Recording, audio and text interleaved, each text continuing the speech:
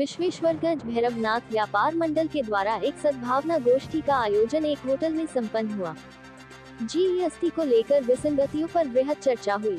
उन्होंने बताया कि जानकारी जब नहीं रखेगी तो फिर शोषण की संभावना बढ़ जाती है। इसके लिए सरकार द्वारा ऐप के माध्यम से नई जानकारी के साथ जागरूक व सजग करने का काम कर रही है, इसलिए जागरूक निर्भीक बनिए।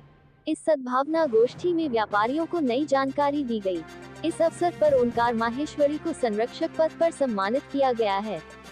बैठक में संजीव सिंह, विनोद सिंह, मनोज दुबे, ओम कृष्णदास, विनोद केशरी, दिनेश कुमार चौरसिया, बबलू चौरसिया, अशोक सेठ, सुशील गुप्ता, सुरेश चौरसिया, छोटेलाल जायसवाल, राकेश तिवारी, सुरेंद्र गुप्ता, मुनमुन जनक जायसवाल, शरद केसरी, त्रिलोकी जायसवाल, संतोष जायसवाल, आलोक सेठ, गणेश सेठ, राजेश गुप्ता, अजय यादव, सूरज गुप्ता, राजेश श्रीवास्तव, राधेश्याम गौड़, कन्हैया सेठ, सुष्मिता सेठ, सुनील चौरसिया, शशांक अग्रवाल, प्रतीक मल्होत्रा आदि व्यापारी उपस्थित रहे।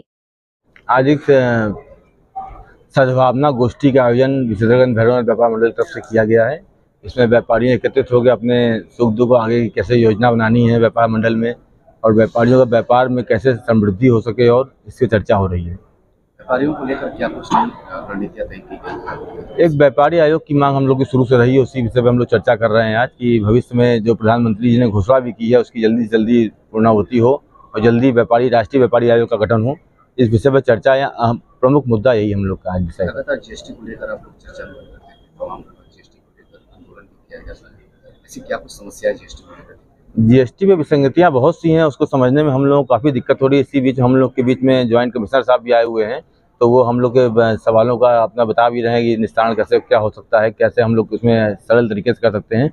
तो व्यापारियों के सवालों का जवाब देने के लिए हम लोग बीच में कमिश्नर साहब आए हुए हैं, बात कर रहे हैं। वर्तमान सरकार में व्यापारी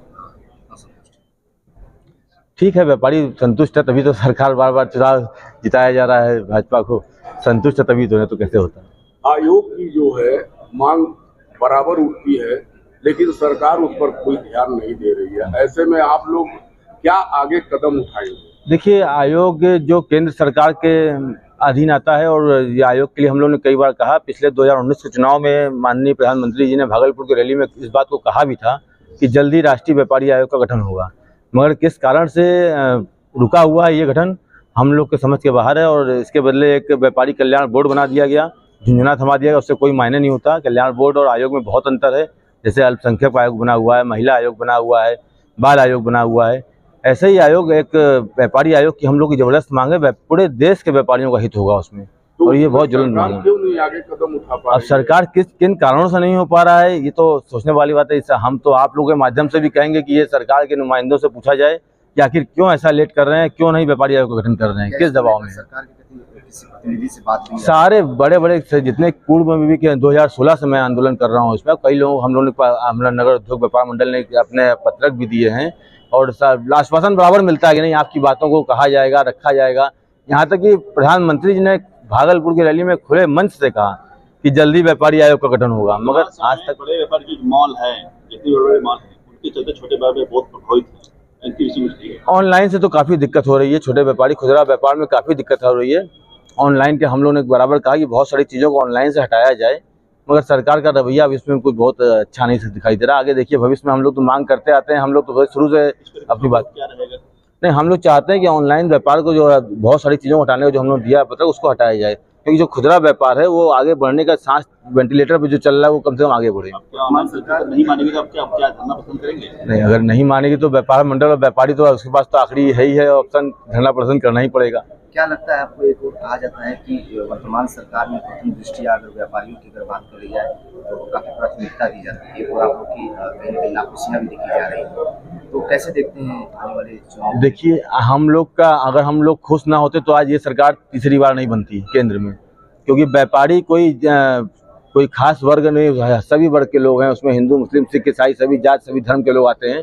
तो अगर व्यापारी वर्ग खुश नहीं होता तो तीसरी बार केंद्र में सरकार नहीं बनती भारतीय जनता पार्टी की, और दूसरी बार 2 बार बन चुकी है उत्तर प्रदेश में भी। तो इसका मतलब है व्यापारी सपोर्ट कर रहे हैं, तो वही सरकार का भी दायित्व होता है कि व्यापारियों को भी ध्यान दे। ये मैं बार बार कहता हूँ कि जैसे आप सब वर्गों, किसानों के ऊपर ध्यान दे रहे हैं, छात्रों के ऊपर ध्यान दे रहे हैं, वैसे व्यापारियों के ऊपर भी आपको ध्यान देने की आवश्यकता है। क्या चर्चाएं? अभी तो चर्चा शुरू हुई है, प्रारंभ हुई है, लेकिन जो मूलभूत जो अभी तक एहसास हो रहा है कुछ व्यापारियों की एक्ट को लेके, जीएसटी एक्ट के विभिन्न प्रावधानों को लेके प्रॉब्लम्स है जो अभी चल ही रही है, जिनका कि हम निस्तारण करने के पूरे प्रयास कर रहे हैं। क्योंकि किसी प्रॉब्लम के दो पहलू होते हैं, एक होता है पॉलिसी रिलेटेड और एक होता है इम्प्लीमेंटेशन से रिलेटेड। इम्प्लीमेंटेशन हमारे लेवल पे है तो उसका तो हम बिल्कुल प्रयास करेंगे। साथ में जो पॉलिसी से रिलेटेड है, जो मैटर्स ऊपर जाने होंगे, उसको भी हम अग्रसारित करेंगे अपनी तरफ से। देखा जाता है जीएसटी को लेकर तमाम व्यापारीगण जो है वो जीएसटी दफ्तर पहुंचते हैं, तमाम तरह की धरना प्रदर्शन भी की जाती है। ऐसी क्या कुछ मूलभूत समस्याएं हैं जिसकी समाधान नहीं कर पा रहे हैं? नहीं, जैसा आप कह रहे हैं कि प्रदर्शन किए जाते हैं, जब से मैं यहाँ पे पोस्टेड हूँ तब से तो मैंने धरना के नाम से तो देखा नहीं कुछ भी। और व्यापारी जैसे कभी व्यक्तिगत रूप से कोई अपनी पर्सनल प्रॉब्लम लेके आते हैं किसी असेसमेंट को या कोई प्रोविजन को लेके, तो हमारे अधिकारी उसको उसी तरीके से जितना उसका हो सकता है विधि अनुसार उसकी सहायता करते हैं। ऑफलाइन और ऑनलाइन तमाम ये समस्याएं जो कई दिनों से चले आ रहे हैं, आपको क्या लगता है कि ऑनलाइन को थोड़ा सा डाउन करना चाहिए और ऑफलाइन के बिजनेस को बढ़ाने के लिए कुछ ऐसी सुविधाएं जनरेट करनी चाहिए? आपका मतलब है ऑफलाइन ई गवर्नेंस से? ई गवर्नेंस तो डेफिनेटली बेटर है ही। ई गवर्नेंस मतलब रिटर्न का ई रिटर्न्स भरना या ई पेमेंट करना, उससे क्या होता है कि व्यापारी कभी भी 24/7 कहीं से भी अपने किसी भी चीज़ का निस्तारण कर सकता है, अपने रिटर्न्स भर सकता है, अपने चालान भर सकता है। उसे ना तो पहले की तरह डिपार्टमेंट्स के चक्कर काटने की या ये देखने की कि आज छुट्टी है या नहीं है या बारिश है या नहीं, या जैसे होता है ये लाइन लगी रहती थी, वो सब की तो प्रॉब्लम है ही नहीं। और जहाँ तक है कि कुछ प्रॉब्लम्स कभी कभी सर्वर की वजह से आ जाती है तो सरकार इसको बाकायदा देखती है और उसके लिए टाइम भी देती है। मान लीजिए कभी कोई जगह किसी जगह बाढ़ आ जाती है या कोई रीज़न से वहाँ इंटरनेट को बाधित किया जाता है तो उसके साथ वहाँ पे टाइम भी बढ़ाया जाता है, उसका रिटर्न्स को फाइल करने का टाइम बढ़ाया जाता है। तो ये सब चीज़ें सरकार देखती है, जीएसटी काउंसिल बाकायदा इसकी रिकमेंडेशन देती है, पूरा एक विधिक प्रक्रिया है, उसका अनुपालन हो रहा है। सब्सक्राइब कीजिए हमारे चैनल को और बेल आइकॉन को दबाइए हमारी लेटेस्ट वीडियो सबसे पहले देखने के लिए।